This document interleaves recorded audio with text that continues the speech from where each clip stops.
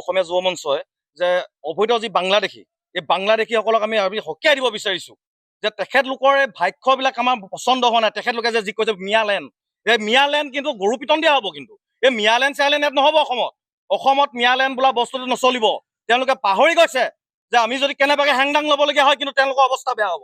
কিন্তু আমি আজি এই সংবাদ মাধ্যমৰ যোগেদি আপোনালোকক আমি সকীয়াই দিছোঁ, এই মিয়াসকলক সকীয়াই দিছোঁ যে তেখেতলোকৰ যি ভাষ্য, এই ভাষ্য এই অসমত অসমীয়াহে দপদপনি হ'ব, ইয়াত কিন্তু মিয়াৰ দপদপনি নহ'ব। কিন্তু আজি সংবাদ মাধ্যমৰ যোগেদি আকৌ আমি জনাই দিব বিচাৰিছোঁ, আমাৰ আমগুৰিত যিসমূহ আমাৰ মিয়া আছে, মিয়াসমূহ কিন্তু 12 ঘণ্টাৰ সময়ৰ ভিতৰত কিন্তু তেওঁলোকে আমাৰ ইয়াৰ আমগুৰি পাই যাব লাগিব।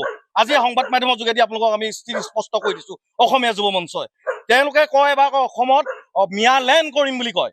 আজি আমি আমাৰ প্ৰশাসনকো আমি ক'ব বিচাৰিছোঁ, আমাৰ অসমৰ মুখ্যমন্ত্ৰীসকলকো আমি জনাব বিচাৰিছোঁ, এই যে মিয়ালেণ্ড বিচাৰিছে, মিয়ালেণ্ডবিলাকৰ ওপৰত বিহিত ব্যৱস্থা লওক, অন্যথা কিন্তু আমি অসমীয়া যুৱ মঞ্চতে হাত সাৱটি বহি নাথাকিম।